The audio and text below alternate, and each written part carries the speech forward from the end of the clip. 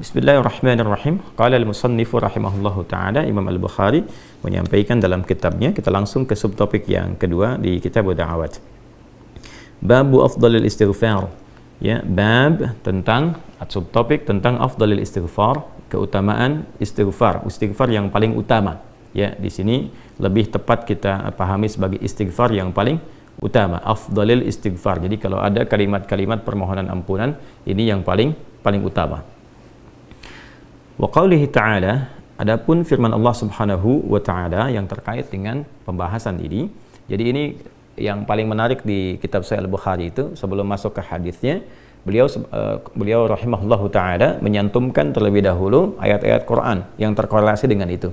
Ini menunjukkan kefaqihan Al-Imam Al-Bukhari. Jadi bukan sekedar ahli hadis, tapi juga beliau ahli Al-Quran, faqih, dia tahu konstruksi sebuah hukum, formulasinya, oh ini ayatnya, ini hadisnya. Maka dari kita memahami ayat saja, kemudian juga memahami penjelasan dalam hadisnya, kita sudah bisa mengetahui ini arahnya kemana, konstruksinya seperti apa. Ini diantara kefaqihan Al-Imam Al-Bukhari rahimahullahu ta'ala.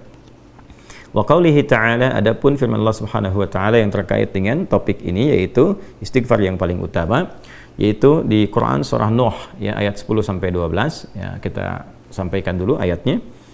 A'udzubillahi minasyaitonirrajim. Bismillahirrahmanirrahim. Istaghfiru rabbakum innahu kana ghaffara. Di sini dipotong di bagian intinya, jadi untuk mendapatkan pemahaman yang terkait dengan pembahasan langsung ya, atau kalau kita mau sempurnakan dari awal ayatnya di ayat 10 itu, faqultu astaghfiru rabbakum innahu kana ghaffara. Di lisan Nabi Nuh alaihissalam sudah diajarkan ya, sejak eranya Nabi Nuh alaihissalam, bahwa orang-orang yang berbuat salah itu ya diingatkan potensinya ada rahmat Allah Subhanahu wa ta'ala untuk memperbaiki kesalahannya sehingga menjadi saleh ya. Ini satu fitrah.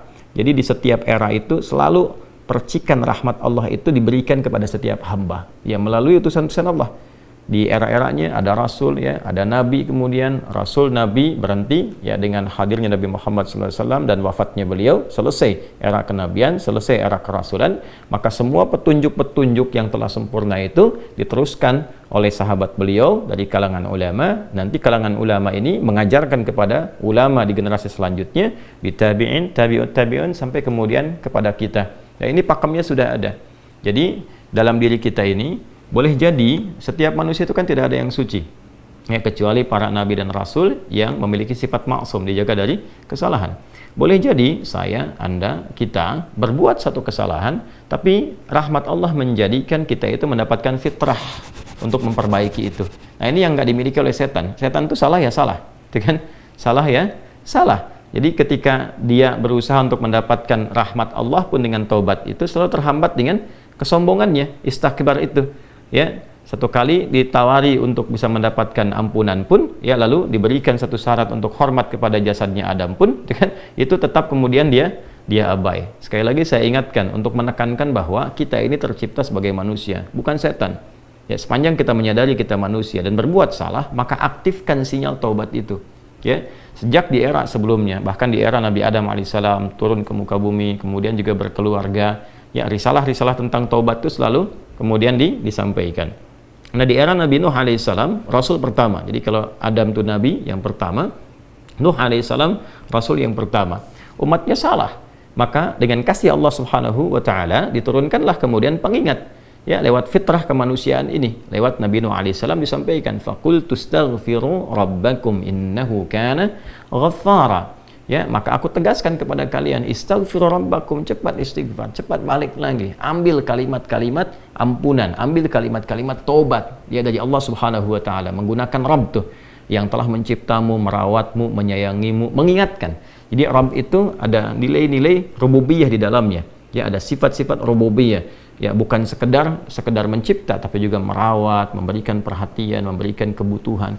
Kalau dalam bahasa bebasnya Allah seakan ingin mengatakan, hei, aku kan yang cipta engkau, ya kan? Engkau berbuat salah, aku berikan kesempatan untuk saleh. Aku kirimkan di kalimat taubat, aku berikan kesempatan untuk memperbaiki diri. Kenapa engkau nggak ambil, ya kan? Ya, indah sekali gitu. Ya, aku ciptakan engkau salah, aku berikan jalan saleh. Kenapa ketika aku berikan jembatan untuk memperbaiki diri, engkau tidak ambil? Maka lewat Nabi Nuh alaihissalam, sejak di era kerasulan pertama itu diingatkan sampai nanti puncaknya di era Nabi Muhammad SAW. Faqultu astaghfiru rabbakum innahu kana ghaffara. Kata Nabi Nuh alaihi salam, aku tegaskan, innahu kana ghaffara. Sungguh Allah Subhanahu wa taala itu telah menetapkan pada dirinya bahwa Ia Maha mengampuni seluruh dosa-dosa. Jadi ada ghafir, ya, ada ghaffar, ada ghafur, dan nanti dilekatkan dengan rahim pada puncaknya. Ya. Misalnya di surat Ghafir di ayat yang ketiga, ghafiridz dzambi wa qabilit taubi, itu menggunakan kata ghafir. Lalu kalau kita jadikan superlatif, ya, dinaikkan lagi tingkatnya menjadi lebih banyak, terus mengampuni dosa, mengampuni lagi, itu dirubah kalimat dari ghafir menjadi ghaffar. Kalau tanpa batas diberikan kemudian sifat yang ketiga yaitu ghafur.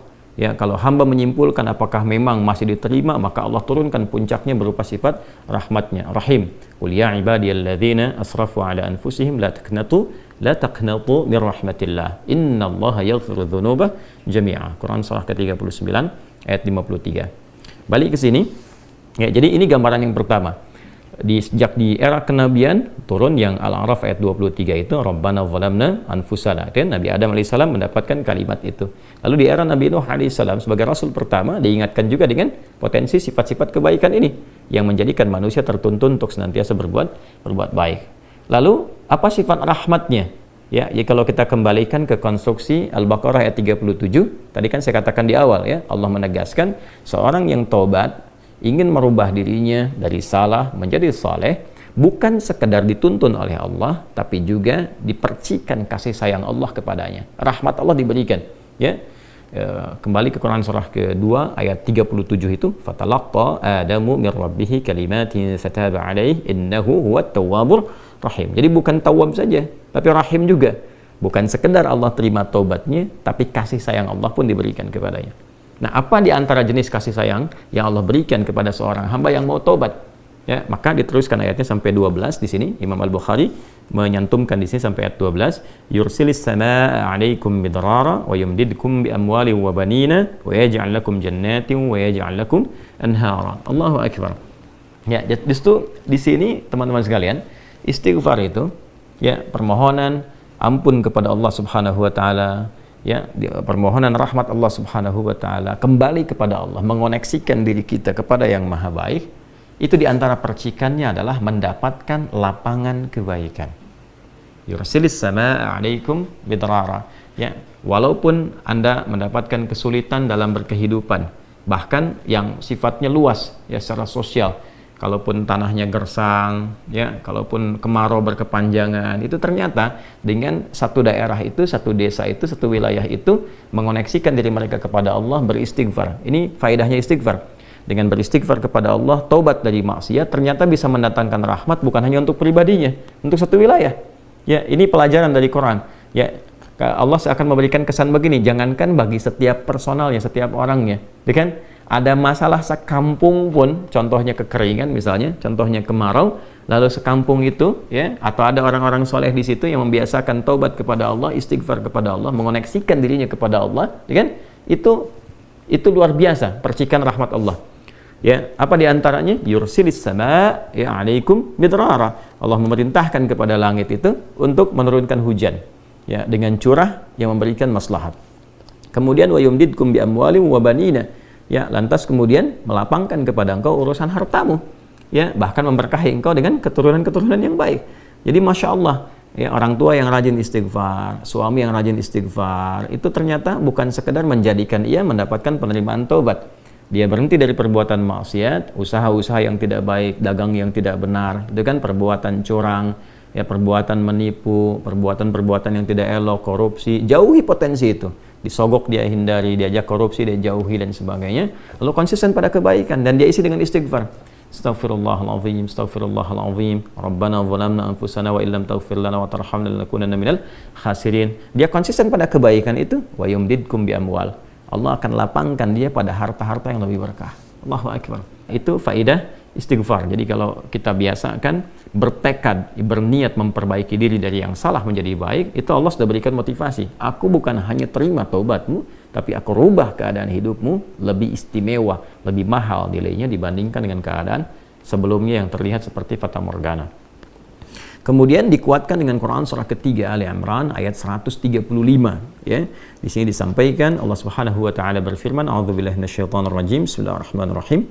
Walladzina idza fa'alu fahishatan aw zalamu anfusahum ini dzakarullaha fastaghfaru lidzunubihim wa may yaghfiru dzunuba illa Allah wa lam yusirru ala ma fa'alu wa hum ya'lamun. Di highlight di sini di firman Allah Subhanahu wa taala, dzakarullaha fastaghfaru lidzunubihim. Ya, yaitu orang-orang yang mendapatkan rahmat Allah Subhanahu wa taala itu. Jadi ini korelasinya dengan ayat 133. Jadi ayat 133 itu Allah Subhanahu wa taala berjanji bagi orang-orang yang menyegerakan istighfar. Jadi ingat dosa hari ini nih. Sekarang misalnya malam nih, kita ingat ada dosa yang dikerjakan. Lantas ketika ingat itu istighfar. Istighfar, minta ampun sama Allah gitu kan. Itu menyegerakan sesuatu tanpa jeda disebut dengan sara'a. Ya, sara'a. Jadi ada sa'a, ada sara'a. Kalau sa'a itu menyegerakan sesuatu dengan persiapan. Tapi kalau dia bersegera cepat, nyaris tanpa jeda, itu menggunakan sara'a. Sehingga guru-guru mengatakan bisurah, cepat, nggak usah banyak jedanya, ya kan?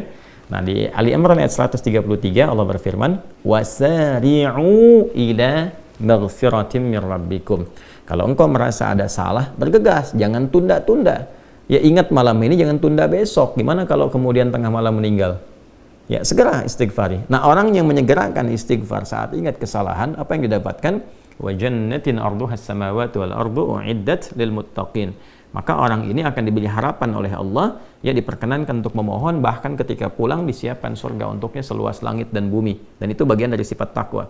Jadi takwa itu bukan sekedar amar ma'ruf. Saat Anda ingat sholat, Anda ingat puasa, ingat baca Quran.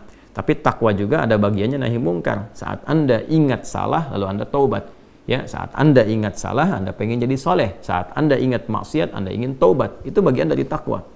Nah, bagaimana kemudian cara mengimplementasikan itu semua? Nah, ini poinnya. Ya, walladzina idza fa'alu fahishatan aw zalamu anfusahum dzakarullaha fastaghfaru lidzunubihim. Artinya, semua orang dengan keadaannya berpotensi berbuat salah. Ya, kecuali tadi Nabi dan Rasul yang punya sifat maksum. Ya, Allah jaga dari kesalahan. Kita yang bukan Nabi, bukan Rasul, itu berpotensi salah. Apapun profesinya, apapun jabatannya, apapun tugasnya, berpotensi salah. Ya, idza fa'alu fahisyah, ketika dia berbuat fahisyah. Ya, fahisyah itu pernah saya sampaikan, ya, turunannya nanti fahsya namanya. Jadi sifat kesalahan yang muncul dari syahwat. Ya, al-zalamu anfusahum, atau bentuk mungkar, menempatkan suatu bukan pada tempatnya. Nah, saat seseorang berpotensi salah, ya, dari fahsya dan mungkarnya, dia berbuat perbuatan dari dorongan syahwatnya atau mungkar dari keinginan nafsu perut dan akalnya, dia berbuat yang salah, lalu zakarullah, dia ingat Allah. Nah, ini poinnya. Ini menarik sekali nih. Ini menarik sekali. Kok lanjutan ayatnya zakarullah? Bukan dia sadar bahwa dia itu telah berbuat salah. Kenapa zakarullah? Ini poinnya. Ya. Karena Allah ingin selalu menautkan sifat seorang hamba menjadi baik itu dengan rahmatnya. Ini poinnya. Jadi kalau bukan rahmat Allah Subhanahu wa taala, mustahil kita bisa mengarah pada kebaikan. Allahu Akbar. Ya, lillah, karena Allah.